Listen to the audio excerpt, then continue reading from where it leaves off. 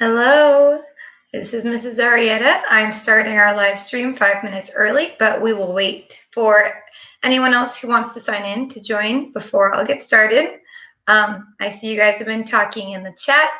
While we wait, I figured I'd pour myself a cup of tea because we are reading Alice in Wonderland. So we'll wait about 5 minutes before we get started. I hope you guys are having a good day, and I hope some of you are reading along with me and not just listening, but you do not need to worry. If you did not feel like reading, you did not have to. Did we get the packets from school today? A parent square was posted, I think, yesterday. They will be figuring that out on Monday. So you guys got an extra weekend without the packets. They still want you to catch up on them eventually, but worry about that on Monday. We won't worry about it today. I'm very glad that you read a chapter ahead, Tyler. It's very good.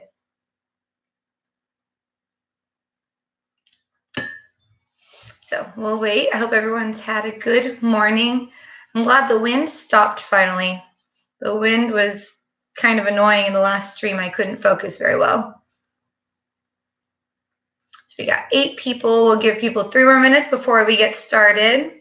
Again, if you are going to be reading along, I would open up that other tab with the book from Classically. You can read along or you can just listen however you want to do it. This is entirely up to you guys. Hopefully the chapter takes us about half an hour. And then at 1:30, that'll be when we'll start discussing what we read and what we thought of it.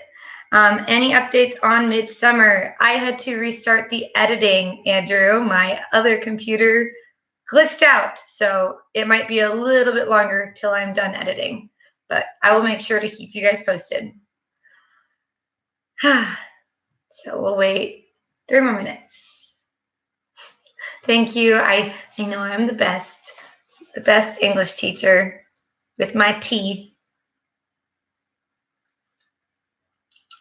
And I just wanted to show you guys, I actually have brought in my Alice in Wonderland themed tea from Disneyland. This one is papaya passion fruit Wonderland tea. So yes, I am extra, and I brought my teapot and my teacup with the little saucer to match. No cookies though. I didn't bring any treats or cookies. Not that I could have shared it with you guys. So we'll wait. We got 10 people signed in. 2 more minutes until we will start reading Alice in Wonderland.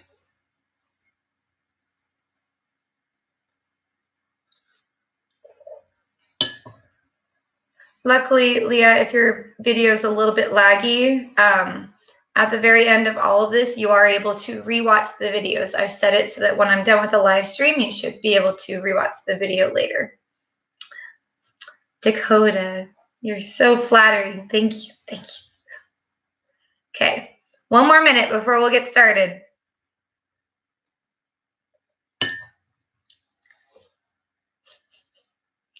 All right, and I hope you guys noticed I have set up my bookshelf to now have Alice in Wonderland stuff. I've got flowers, a teapot.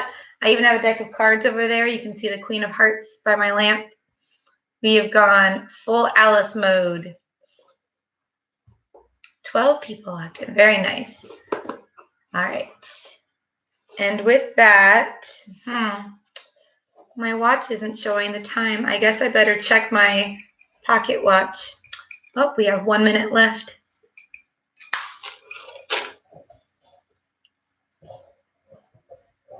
No, Ariel, don't worry. You are not late for a very important date. So, with that, it is 1 o'clock. So, welcome to the first Mrs. Arrieta's Book Club video officially. So, as you guys know, the voting revealed Alice in Wonderland was the winner. We are going to read 1 chapter today, and I'm going to try to pause once in a while so you guys can talk about it. If you have been on Google Classroom, you will have seen, obviously that's where the link to this video was, but I posted an assignment. It's ungraded. There's no deadline. It's mostly just for you guys to get some practice in. There are 3 questions per chapter, and I've only included chapters 1 through 3 for right now. So the 3 things that I'm going to focus on the second half of this live stream are these questions. What was Carol's purpose when he started the book with a poem? Is it related to Alice and her adventures? Is Alice a flat or round character, dynamic or static? How would you describe her? And Alice reflects on lessons she has learned from school and life. What were some of those lessons? Do any of them do her any good as she falls down the rabbit hole and tries to get through the little door? So those are the 3 questions that we're going to look for as we are reading. So let's get started with first the poetry. So this poem is at the beginning of most standard publications of the story. It's not titled, but it starts with all in the golden afternoon. So, all in the golden afternoon, full leisurely we glide, for both our oars with little skill by little arms are plied, while little hands make vain pretense our wanderings to guide. Ah, cruel 3, in such an hour, beneath such dreamy weather, to beg a tale of breath too weak to stir the tiniest feather. Yet what can one poor voice avail against 3 tongues together? Imperious Prima flashes forth her edict to begin it. In gentler tone, Secunda hopes there will be nonsense in it, while Tertia interrupts the tale, not more than once a minute. Anon to sudden silence won, in fancy they pursue the dream child moving through a land of wonders wild and new. In friendly chat with bird or beast, and half believe it true, and ever as the story drained the wells of fancy dry, the faintly strove that weary one to put the subject by. The rest next time, it is next time, the happy voices cry. Thus grew the tale of Wonderland. Thus slowly, one by one, its quaint events were hammered out, and now the tale is done. And home we steer, a merry crew, beneath the setting sun. Alice, a childish story take, and with a gentle hand lay it where childhood dreams are twined in memory's mystic band, like pilgrims' withered wreath of flowers plucked in a far-off land. So that is how all of the most publications of Alice in Wonderland start, is with that poem. So the question that goes along with that one is, why did he introduce it at the beginning of the story, and is it related to Alice and her adventures? The second poem was actually a publication, and no, there is no cat today. She got banned because she was trying to pee on things. So this is another poem that is in some of the books. He wrote this poem later, I think in 1871. So, Christmas greeting from a fairy to a child. Lady dear, if fairies may, for a moment lay aside cunning tricks and elfish play, 'tis at happy Christmas tide. We have heard the children say, gentle children whom we love, long ago on Christmas Day came a message from above. Still, as Christmas tide comes round, they remember it again. Echoes still the joyful sound, peace on earth, goodwill to men. Yet the hearts must childlike be, where such heavenly guests abide. Unto children in their glee, all the year is Christmas tide. Thus forgetting tricks and play, for a moment, lady dear, we would wish you, if we may, Merry Christmas, Glad New Year. So this is in some publications, but not all. Another poem. So think to yourself, ask yourself why he included a poem about Christmas before Alice in Wonderland. So here is chapter 1, Down the Rabbit Hole. And there is an illustration in my version. Alice was beginning to get very tired of sitting by her sister on the bank and of having nothing to do. Once or twice she had peeped into the book her sister was reading, but it had no pictures or conversations in it. And what is the use of a book, thought Alice, without pictures or conversations? So she was considering in her own mind, as well as she could, for the hot day made her feel very sleepy and stupid, whether the pleasure of making a daisy chain would be worth the trouble of getting up and picking the daisies, when suddenly a white rabbit with pink eyes ran close by her. There was nothing so very remarkable in that, nor did Alice think it so very much out of the way to hear the rabbit say to itself, oh dear, I shall be too late." When she thought it over afterwards, it occurred to her that she ought to have wondered at this, but at the time it all seemed quite natural. But when the rabbit actually took a watch out of its waistcoat pocket and looked at it, then hurried on, Alice started to her feet, for it flashed across her mind that she had never before seen a rabbit with either a waistcoat pocket or a watch to take out of it. And, burning with curiosity, she ran across the field after it, and was just in time to see it pop down a large rabbit hole under the hedge. In another moment, down went Alice after it, never once considering how in the world she was to get out again. The rabbit hole went straight on, like a tunnel, for some way, and then dipped suddenly down, so suddenly that Alice had not a moment to think about stopping herself before she found herself falling down what seemed to be a very deep well.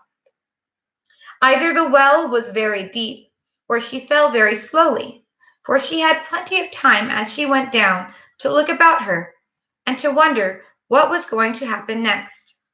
First, she tried to look down and make out what she was coming to, but it was too dark to see anything.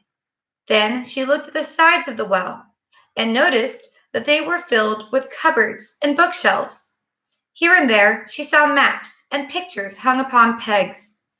She took down a jar from one of the shelves as she passed.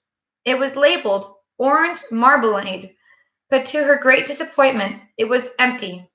She did not like to drop the jar for fear of killing somebody underneath, so managed to put it onto one of the cupboards as she fell past it. Well, thought Alice to herself, after such a fall as this, I shall think nothing of tumbling downstairs. How brave they'll all think me at home. Why, I wouldn't say anything about it, even if I fell off the top of the house, which was very likely true. Down, down, down. Would the fall never come to an end? I wonder how many miles I've fallen by this time, she said aloud. I must be getting somewhere near the center of the earth. Let me see. That would be 4,000 miles down, I think. For, you see, Alice had learned several things of this sort in her lessons in the schoolroom, and thought this was not a very good opportunity for showing off her knowledge, as there was no one to listen to her. Still, it was good practice to say it over. Yes, that's about the right distance. But then I wonder what latitude or longitude I've got to. Alice had not the slightest idea what latitude was, or longitude either, but she thought they were nice, grand words to say. Presently she began again. I wonder if I shall fall right through the earth.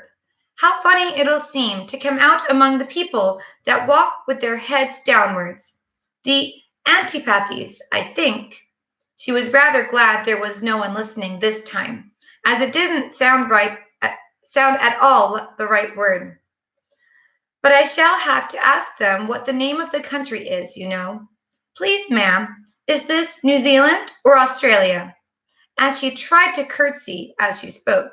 Fancy curtsying as you're falling through the air. Do you think you could manage it? And what an ignorant little girl she'll think me for asking. No, it'll never do to ask. Perhaps I shall see it written up somewhere.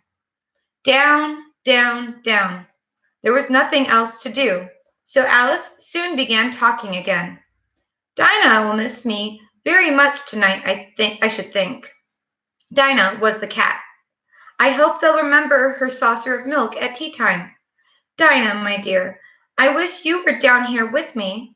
There are no mice in the air, I'm afraid, but you might catch a bat, and that's very like a mouse, you know. But do cats eat bats, I wonder? And here Alice began to get rather sleepy, and went on saying to herself in a dreamy sort of way, do cats eat bats? Do cats eat bats? And sometimes, do bats eat cats? For you see, as she couldn't answer either question, it didn't much matter which way she put it. She felt that she was dozing off, and had just begun to dream that she was walking hand in hand with Dinah, and was saying to her very earnestly, now, Dinah, tell me the truth. Did you ever eat a bat?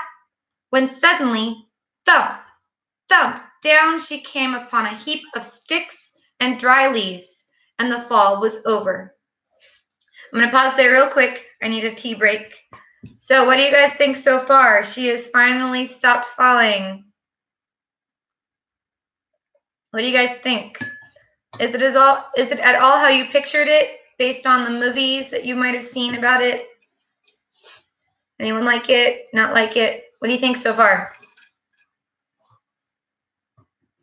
I'm assuming that the break means you all are either typing or too busy reading.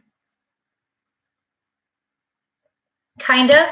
Yes, it's a different experience compared to watching it. All right. Are we ready to resume? All right. I'm going to begin. Alice was not a bit hurt, and she jumped up onto her feet in a moment. She looked up, but it was all dark overhead. Before her was another long passage, and the white rabbit was still in sight, hurrying down it. There was not a moment to be lost.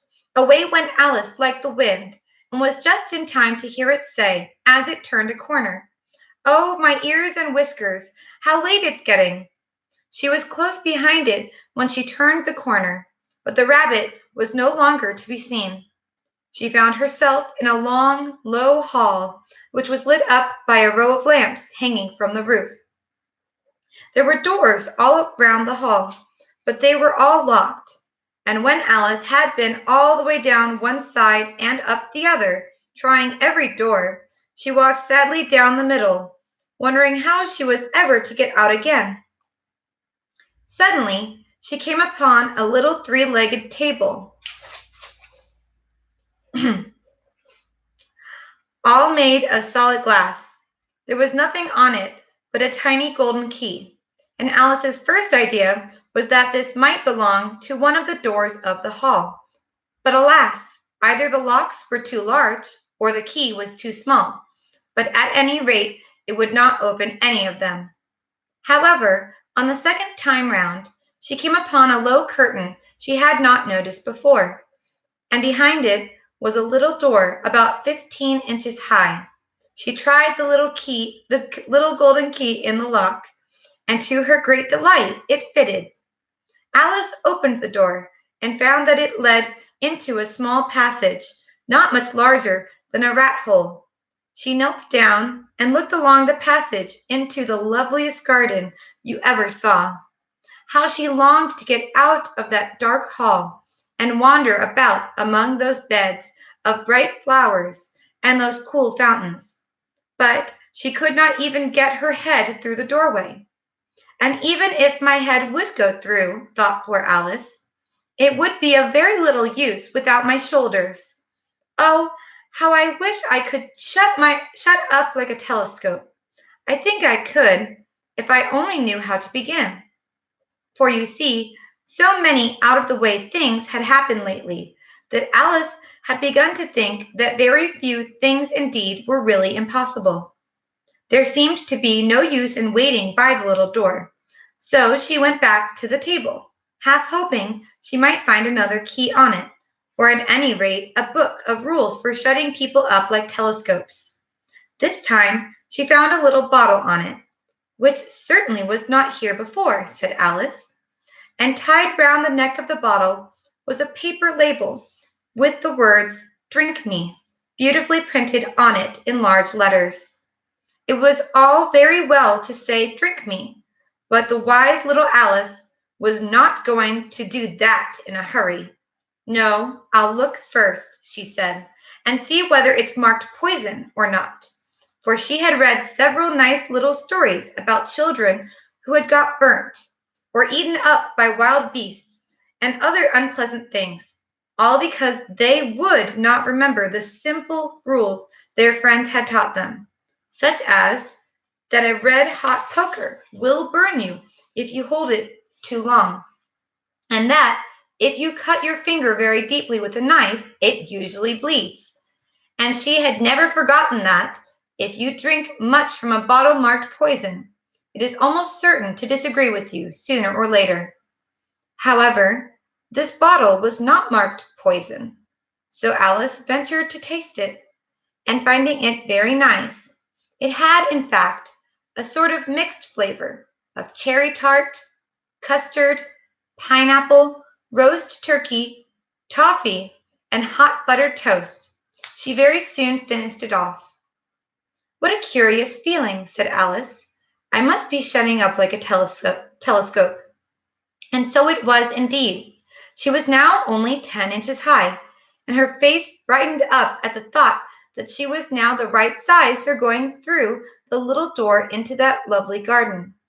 First, however, she waited for a few minutes to see if she were going to shrink any further.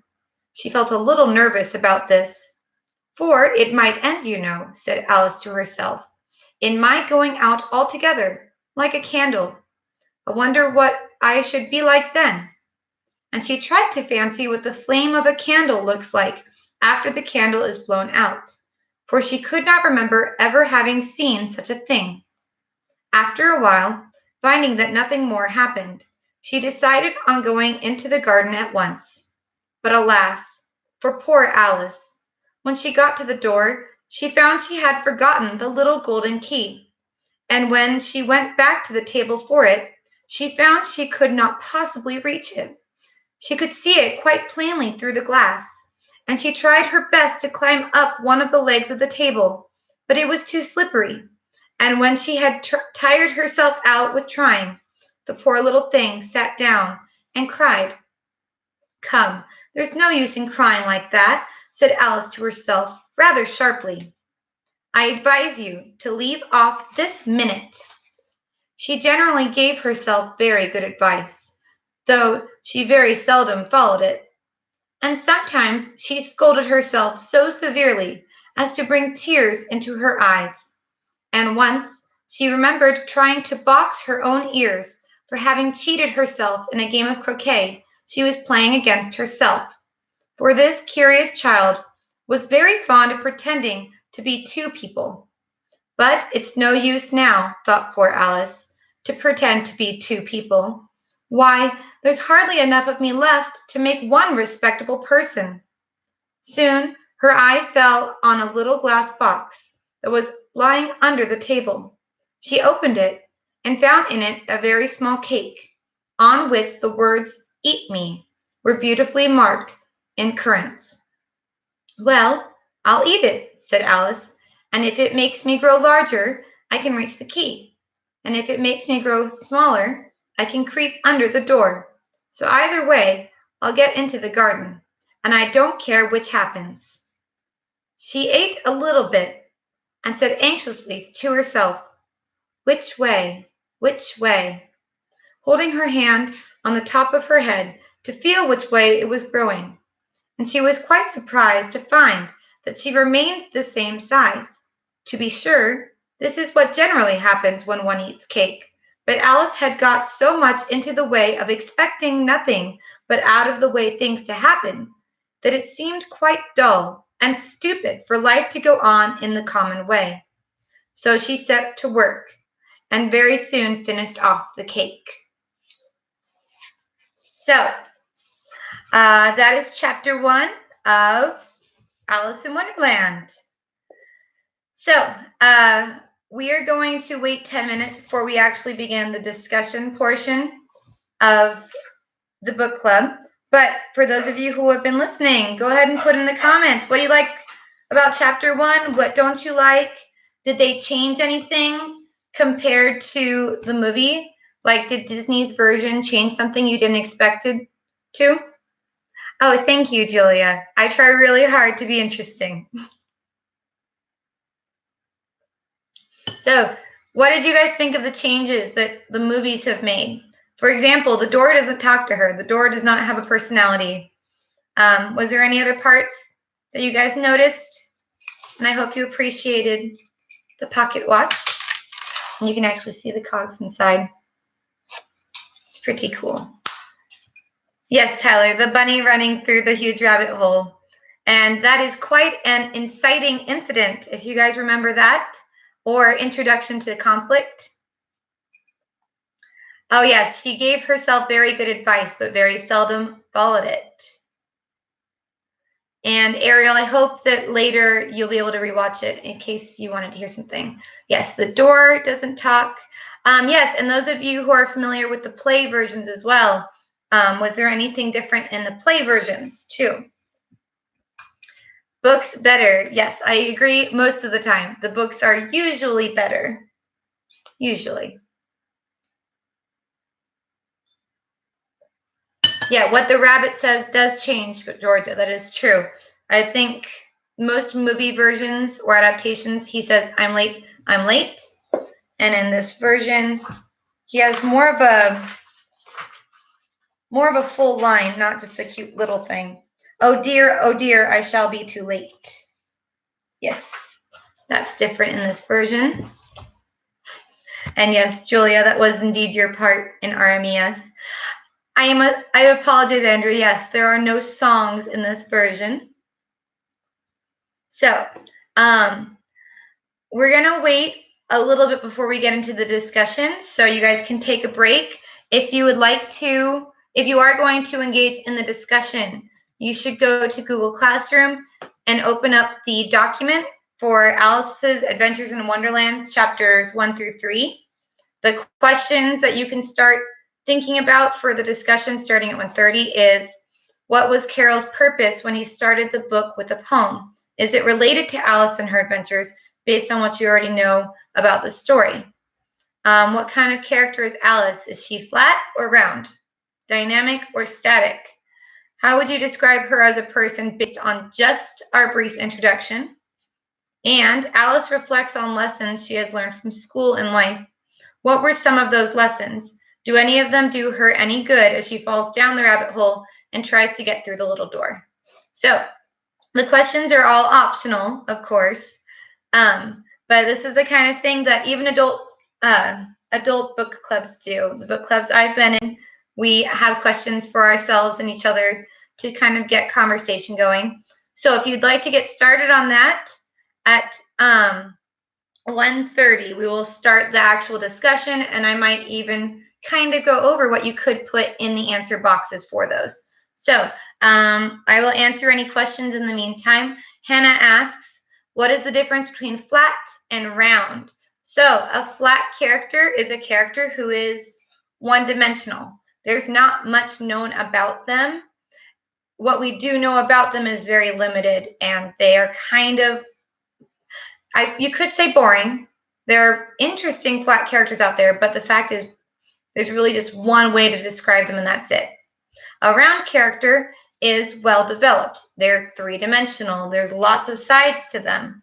So a character who is differing, like they have one character trait, like they're optimistic, but they're also extremely disorganized and forgetful. That would be a round character because we've got multiple sides to them.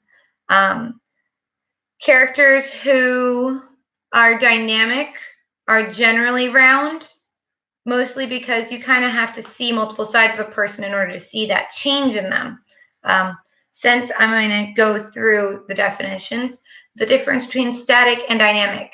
Static characters do not change. A static character would go through an entire life-changing experience and come out the other end exactly the same person. A dynamic character goes through an experience and in the end has grown as a person or has changed, not necessarily in a good way. Anybody else have any questions? Anyone who's doing the discussion questions on Google Classroom have any other things they want to clarify? And yes, I do indeed have my penguin back there.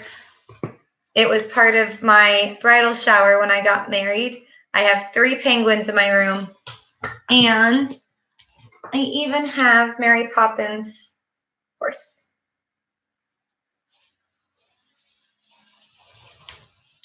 So take a second, get your stuff ready, and at 1:30 exactly, I will start going over the answers. You guys can start putting what you thought for each question in the comments when we get to 1:30. My hamburger bank, I set it to the side so I'd have room for Alice.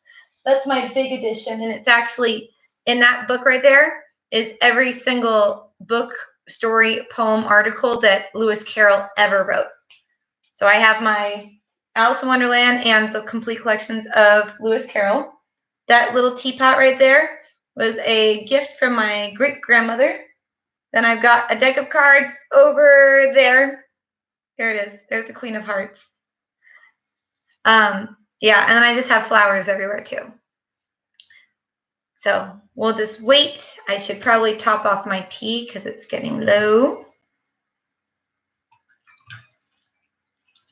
And I didn't even get sugar and cream for myself, so just having plain papaya passion fruit tea. So, which doll, Ariel? Are you talking about the American Girl doll?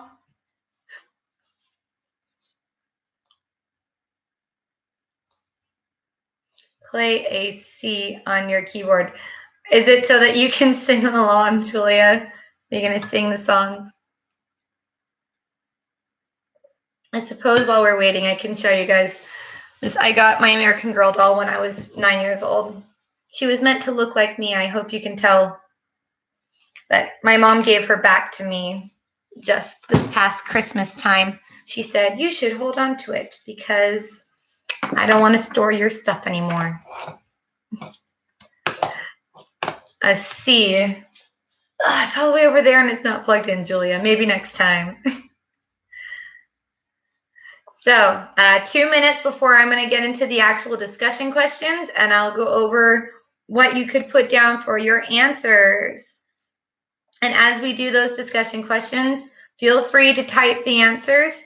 This is also a great chance for you to practice typing. I don't know if any of you remember at the beginning of the year, I asked you to practice your typing. Since that's hard to require now, since we don't all have Chromebook access, this is a great time to practice your typing as well. So 2 minutes, 2 minutes.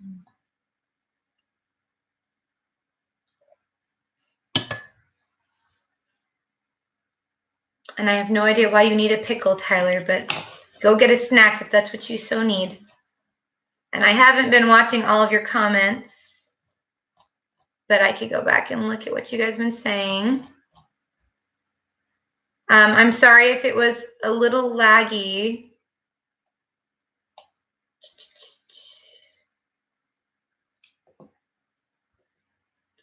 And did anyone else have music issues? I didn't hear any music on my end, but let's see. It went dark. I hope my camera is working okay consistently.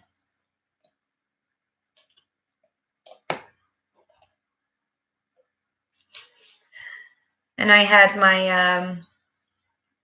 I had SpaghettiOs for lunch.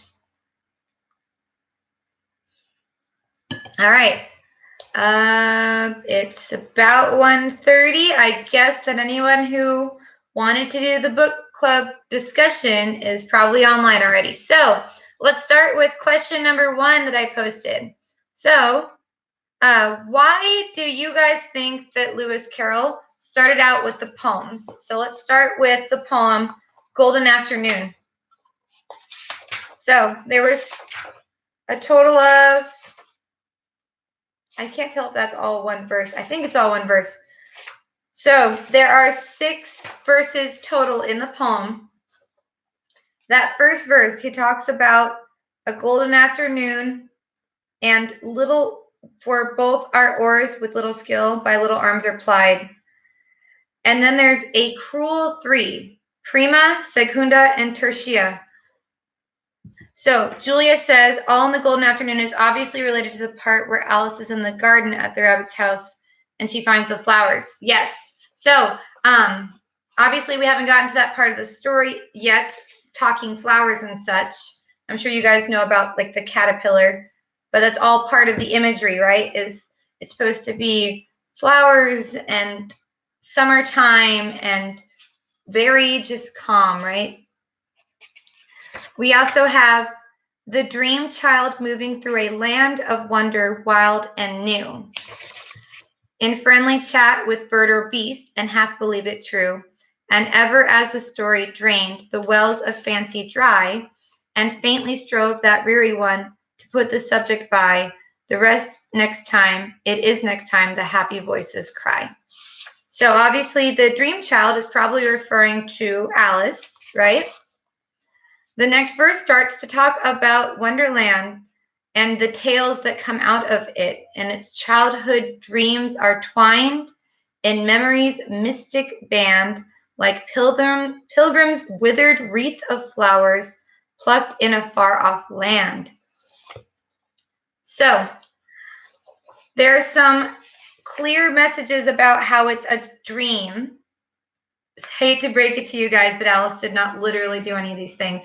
The poem is stating pretty much flat out that this is a dream, but it's childhood mixed with mystery.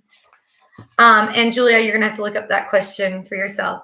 The poem about the Christmas greeting, Julia said, it's related to the magical things that happened in the story. Yes, it talks about how Christmastide is an all-year thing. Children with glee and happiness. It's supposed to be alluding to the fact that the cheer and the, cunning tricks and elfish play, tis at happy Christmas tide, but then it also says Christmas tide is all year. So all of that fun and happiness is not just reserved for one season, right? It was written around Christmas time. The poem itself was actually written at Christmas time. So think to yourselves now, why would he start with the poem? Why not just jump into Alice sitting and listening to her sister read a boring book?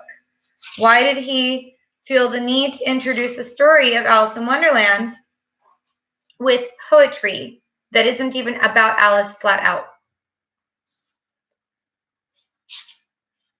So think about why would he spend the time getting into those poems? And especially if this book was written for children, why would he start with poetry? Because if this book was written for very small children, they might not all understand the poems unless their parents were reading it to them and explaining it like I am to you. So why do you think?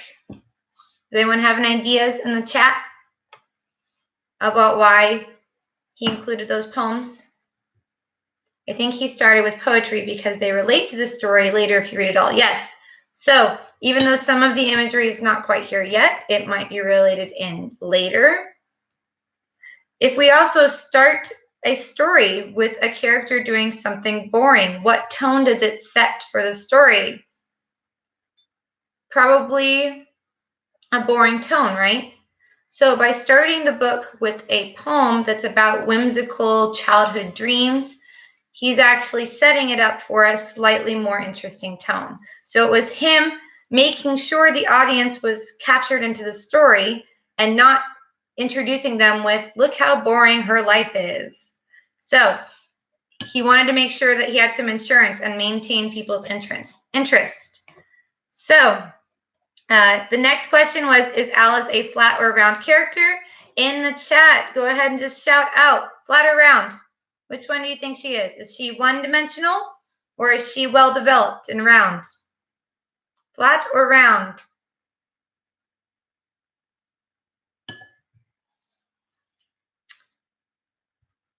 So Alice is definitely dynamic. Julia, remember what I said in class, not physical changes. So death and growing don't necessarily count as dynamic. But yes, round. She is a round character because she's relatable, she's curious, she's also not the brightest with school stuff. A lot of the things that she states are not always correct. So, based on the first chapter alone, it's hard to say whether she's static or dynamic yet, but based on what you guys are seeing in her, do you think that she's capable of change? Do you think static for sure? Or do you think she's capable of growing through the story and she's going to be dynamic? Go ahead and put your predictions in the chat and in your answer if you're doing this on the document as well. In one sentence, how would you describe Alice as a person? Yes, her output on life is going to change as she tries to get out of Wonderland. So I see one vote for static, one for dynamic. So the good thing is there's no right answer yet because we haven't seen how the story plays out, movies aside. So we'll have to see whether she is going to experience real emotional change in the book like she does in the movie and the play.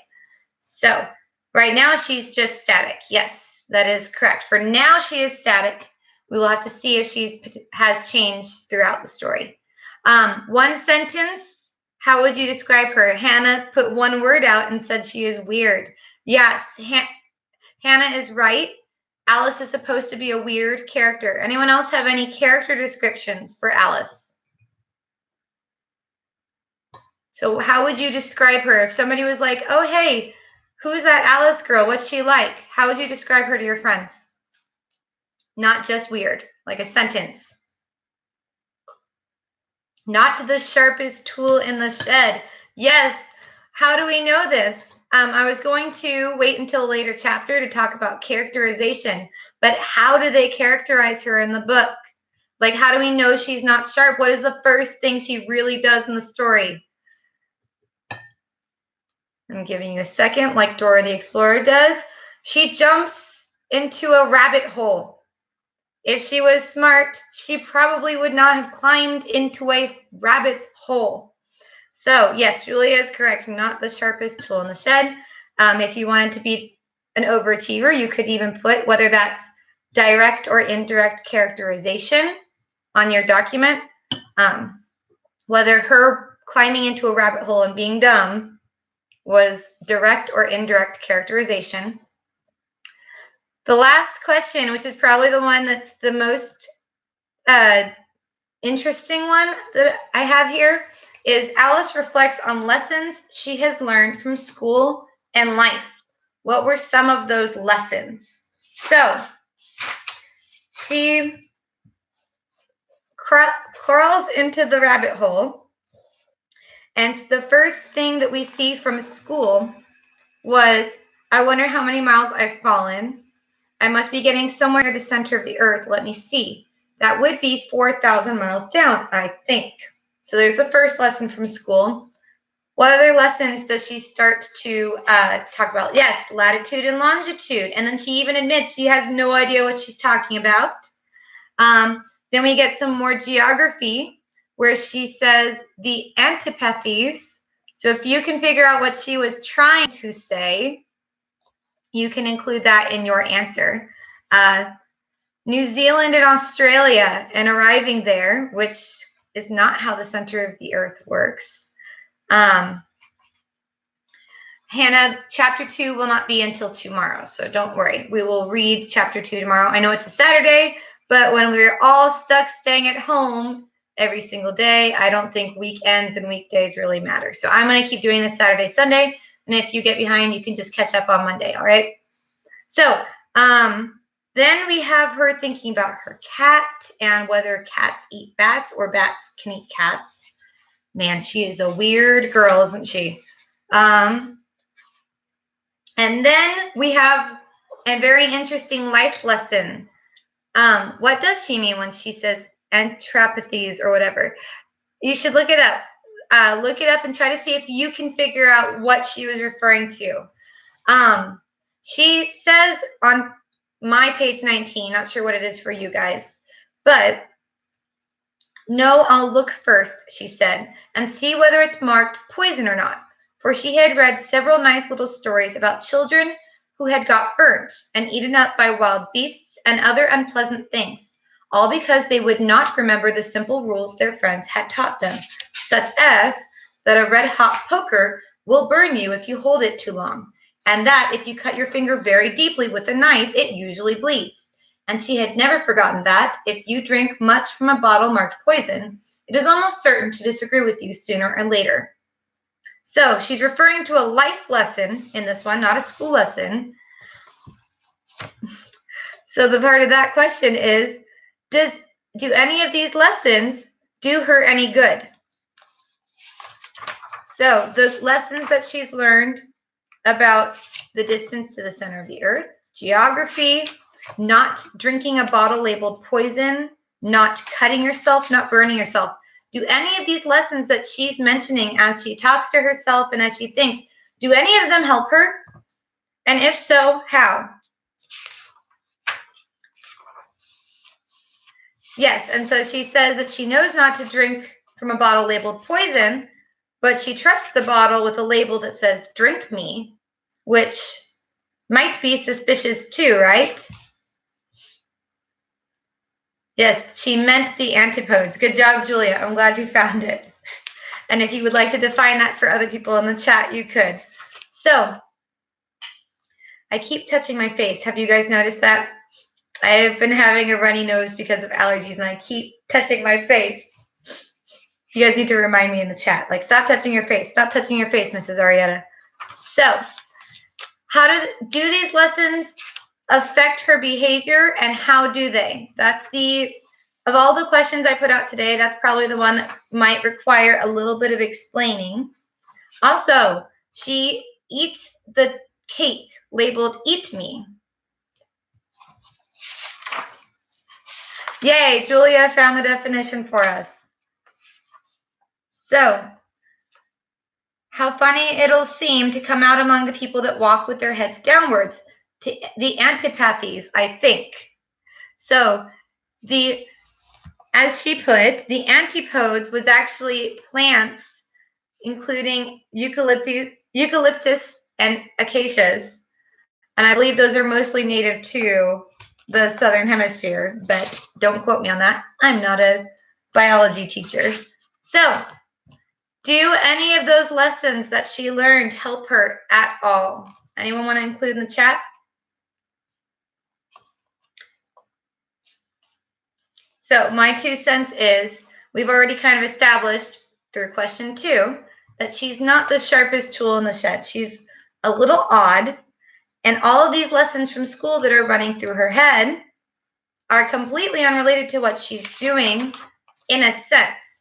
Her brain is telling her, hey, maybe you shouldn't drink from a bottle, but she does it anyway. She's thinking to herself all these random facts she's heard from school, but none of them truly help her. This is kind of like the logic you might see when you're dreaming. I don't know how many of you have ever had a dream where you're trying really hard to pay attention to the contents, but the dialogue that's happening in your dream or the facts that are being laid out in front of you may feel like they make complete sense, but when you look back at the contents when you're awake, you realize that none of it really makes sense, and that you in your dream did things that were completely illogical, like jumping into a hole when you don't know what's at the bottom of it. So a lot of this weird lessons that she's thinking of and her behavior really comes down to the fact that this is all happening in her head. And she's not capable of thinking to herself, no, don't drink the bottle labeled drink me. Don't eat the cake labeled eat me. Because her brain's saying, well, that doesn't make sense. You really probably shouldn't eat it. But she does it anyway because she's dreaming and she's not capable of connecting the dots in her head. The last time that she is awake in this book is when she is in the first paragraph and listening to her sister read. Because the second that she sees the rabbit go by, that is when we enter her dream. So, and Julia says maybe her Alice wants to die. We won't get into her subconscious and what her subconscious is trying to tell her. But in terms of this being a dream experience that Alice is having, she is definitely not listening to reason and logic right now. So I think we've gone through all the questions. If you guys are typing your answers, or if your parents want you to be typing and doing English work, you guys can finish questions 1 through 3 on the document. I am going to do a live stream tomorrow at 1 o'clock, even though it's a Saturday, where I will read chapter 2, labeled The Pool of Tears. And we will answer the 3 questions for that. And then Sunday, we will do chapter 3, which is named The Caucus Race and a Long Tail. On Sunday, thank you, Hannah. I will stop touching my face. On Sunday, when we're done with chapter 3 and we finish all those questions, you guys can hit submit to me. Submit on the document, submit it to me, and I can show it to the school and show them what a great job you guys are doing for fun, and we can show off how great our book club is. So, unless anyone else has anything else to say about chapter 1 of Alice in Wonderland, I think we can call that here. It's been 50 minutes of live stream. I think you guys did a great job in the chats answering the question, and I cannot wait to read your responses on Google Classroom. With that, I would say that you are done with English for the day. Go do some math or exercise or do some art, but you are done with English. Good job. And with that, yes, chapter 2 will be tomorrow. All right? Yes. So I think that's it. I'm going to hit end stream, and I will see you all tomorrow. Bye.